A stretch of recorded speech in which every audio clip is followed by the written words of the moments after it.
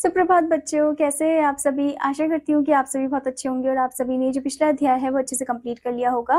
तो चलिए अब हम चलते हैं हमारे चौथे अध्याय पर, जो कि है वन्य जीवन के रोचक तथ्य। तो यहाँ पर आपको कुछ रोचक, कुछ इम्पोर्टेंट इंटरेस्टिंग फैक्ट्स दे रखे हैं।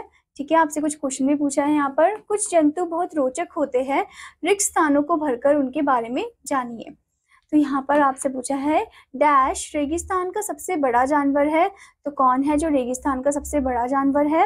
तो आप पहले नंबर में लिखोगे ऊंट। ऊंट यानी कि कैमल जो है वो रेगिस्तान का सबसे बड़ा जानवर है, जिसे हम शिप ऑफ द डेजर्ट भी बोलते हैं। ठीक है, फिर आपसे पूछा है डैश के सबसे लंबा सिंह होता है। तो कौन है जिसका सबसे लंबा सिंह होता है? तो आप सेकेंड नंबर में लिखोगे भैंस। भैंस के सबसे लंबे सिंह होते हैं। ठीक है, फिर आपसे पूछा है किवी डैश में पाया जाता है। कहाँ पाया जाता है किवी? तो आप तीसरे नंबर में लिखोगे न्यूजीलैंड। न्यूजीलैंड में किवी पाया जाता है। किवी जो कि एक बर्ड है। ओके, फिर आपसे पूछा है समुद्र का सबसे बड़ा जंतु डैश है।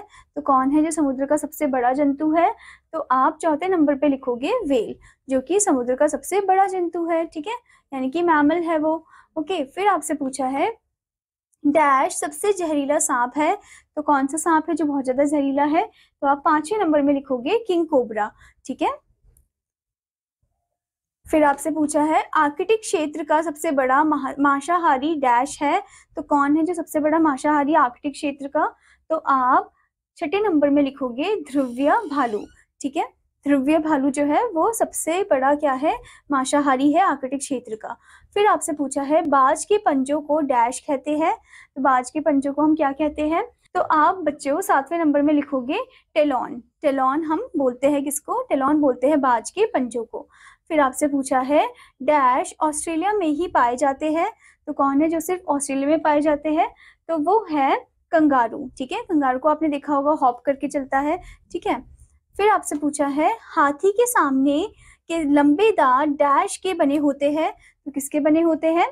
तो आप 9वें नंबर में लिखोगे आइवरी। वो आइवरी के बने होते हैं। ठीक है, फिर आपसे पूछा है डैश एक समुद्री स्तनधारी है जिसके सामने 2 लंबे दांत होते हैं। तो कौन है जो समुद्री स्तनधारी है और उसके लंबे दांत होते हैं? तो 10वें नंबर में आप लिखोगे वॉलरस, यानी कि दरियाई घोड़ा। ठीक है, उसके एकदम लंबे लंबे से दांत होते हैं। तो बच्चों आपको यहाँ पर इमेजेस भी दे रखी है, जैसे कि ये है वॉलरस जिसके आप लंबे लंबे दांत देख सकते हो। ये है पोलर बेयर, ये है कैंगरू यानी कि कंगारू जिसके आप बच्चा भी देख सकते हो यहाँ पर। ठीक है, और ये है कैमल यानी कि ऊंट।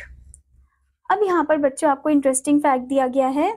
क्या आप जानते हैं जेलीफिश का 95% शरीर पानी होता है। मतलब उसका जो 95% बॉडी है वो पानी है। ठीक है, इसके हृदय, हड्डियां, मस्तिष्क और कान नहीं होते हैं। इसका क्या नहीं होता? इसका हार्ट नहीं होता है, ना ही इसकी बोन्स होते हैं, ना ही इसका ब्रेन होता है और ना ही इसके ईयर्स होते हैं। ठीक है, और इसका ज्यादातर जो शरीर है वो एकदम पानी का ही इन्वॉल्व होता है। ठीक है, अब हम चलते हैं दूसरे क्वेश्चन की तरफ। सही कथन के सामने सही तथा गलत कथन के सामने गलत लिखिए। तो आपसे पहला पूछा है जोंक रक्त पीती है। तो क्या जो जोंक है वो रक्त पीती है? तो ये है सही। ठीक है, कि जो जोंक है वो रक्त पीती है। ओके, फिर आपसे पूछा है मेंढक का शिशु प्यूपा कहलाता है। नहीं, मेंढक का शिशु तो टैडपॉल कहलाता है। तो ये है गलत, तो आप वहां पर गलत लिखोगे।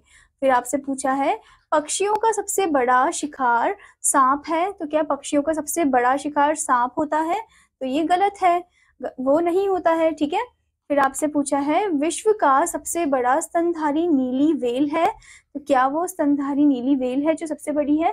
तो ये भी गलत है। ठीक है, फिर आपसे पूछा है, फिर बच्चों आपसे 4th नंबर में पूछा है विश्व का सबसे बड़ा स्तनधारी नीली व्हेल है, यानी कि ब्लू व्हेल सबसे बड़ी है। तो हाँ, ये सही है। ठीक है, उसके बाद आपसे पूछा है कुछ मछली पानी के बाहर कई दिनों तक जीवित रह सकती है।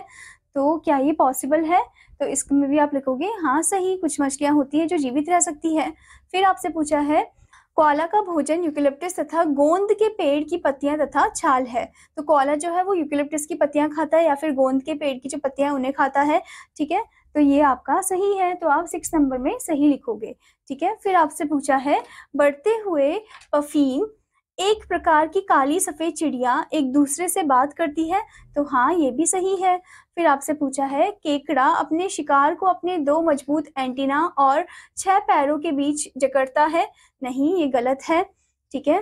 फिर आपसे पूछा है शिशु मगरमच्छ को मादा मगरमच्छ अपने दांतों के बीच रखकर उसका पालन पोषण करती है, तो हाँ ये सही है। ठीक है। फिर आपसे पूछा है स्लॉथ दक्षिण अमेरिका का एक जानवर की गति इतनी धीमी होती है कि उस पर पौधे भी उग सकते हैं, क्या उसकी गति इतनी धीमी होती है? तो ये तो गलत है, उस पौधे तो उग नहीं सकते हैं। ठीक है। आशा करती हूँ बच्चों कि आपको अध्याय अच्छे से समझ में आया होगा। तो आपका होमवर्क है कि आपको इसको एक बार फिर से अच्छे से रिपीट करना है, अच्छे से याद करना है। अब मैं आपको मिलूंगी अगले अध्याय में, तब तक के लिए धन्यवाद बच्चों।